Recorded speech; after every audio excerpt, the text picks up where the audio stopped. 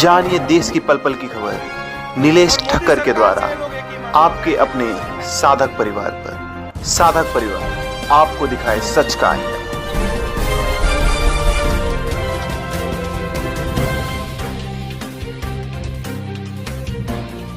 Sir, सुना है कि आप जोधपुर केस से जुड़े हुए हैं। जोधपुर के केस से मैं जुड़ा हुआ हूँ, जिसमें बापूजी का जो अपील है केस है उससे मैं जुड़ा हूँ। क्या अपडेट है वहाँ की? देखिए, जोधपुर के केस में 3 स्टेजेज हैं।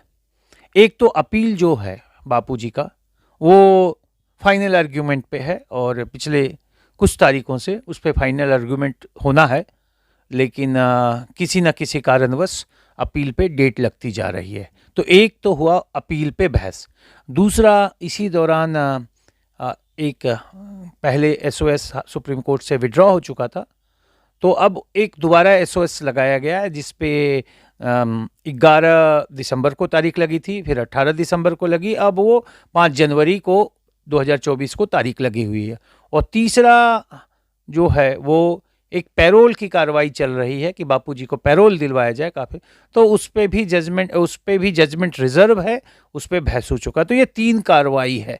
3 कार्रवाई में पैरोल में जजमेंट रिजर्व है, एसओएस पे आर्ग्यूमेंट के लिए पेंडिंग है और अपील की फाइनल बहस शुरू होने वाली है। ये स्टेटस है वहाँ का। सर, कितना समय लगेगा पूरी बहस पूरी होने में? देखिए, समय तो इस पर 3 चीज़ों पर डिपेंड करता है। पहला, जो कब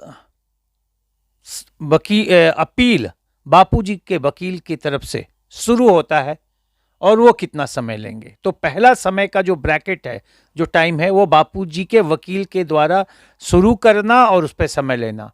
दूसरा जो समय है डिपेंड करता है कि सरकारी वकील कितना समय लेंगे। और जो तीसरा फैक्टर इसमें है कि कोर्ट कब समय हमें दे रही है। लेकिन जो इस बापूजी के अपील की स्थिति है, तो सुप्रीम कोर्ट में एसओएस में यह कहा गया, एसओएस वहाँ जब विड्रॉ हुआ था तो उस वक्त भी वहाँ पे सुप्रीम कोर्ट के बहस के दौरान बात आई थी कि अपील जो है काफ़ी समय से पेंडिंग है। और यहाँ भी और एक ऑब्जर्वेशन भी सुप्रीम कोर्ट पे आया था कि रिजनेबल टाइम में यदि डिसाइड नहीं होगा तो एसओएस आप वहाँ लगाएंगे। इसका मतलब ये था कि सुप्रीम कोर्ट का भी ये कहना था कि अपील डिसाइड हो। और नीचे मैं भी जोधपुर हाई कोर्ट गया तो वहाँ भी जो बेंच सुन रही है वो भी अपील सुनने को तैयार है और वो भी चाहती हैं कि अपील की सुनवाई हो। और बापूजी की तरफ से भी अपील की सुनवाई की तैयारी चल रही है। तो कुल मिलाकर अपील की सुनवाई पूरी तरह से तैयार अवस्था में है और जल्द से जल्द अपील शुरू हो जाए। और इन चीज़ों को देखकर यदि अपील की सुनवाई जल्दी हो गई तो ऑर्डर भी जजमेंट भी जल्दी आ जाएगा। तो क्या जजमेंट आएगा? मतलब बापू को हाई कोर्ट से राहत मिलने की उम्मीद है कि क्या होगा? देखिए, तथ्यों पे कुछ कहना कि क्या होगा उचित नहीं है। मैं इतना ही कह सकता हूं कि जो ट्रायल कोर्ट्स के रिकॉर्ड्स हैं उसके बेसिस पे हाई कोर्ट देखेगी और जजमेंट जो ट्रायल कोर्ट का है वो जो पास हुआ है वो कितना मेरिट पे है और नहीं है ये देखेगी। और आज की डेट में एज ए लॉयर मैं इतना ही कहूँगा कि बापूजी का केस एक बहुत अच्छा केस है अपील के लिए। लेकिन सर, कहीं से भी राहत नहीं मिल रही है, नई जमानत मिल रही है, नई पैरोल मिल रही है, कहीं से राहत नहीं मिल रही है।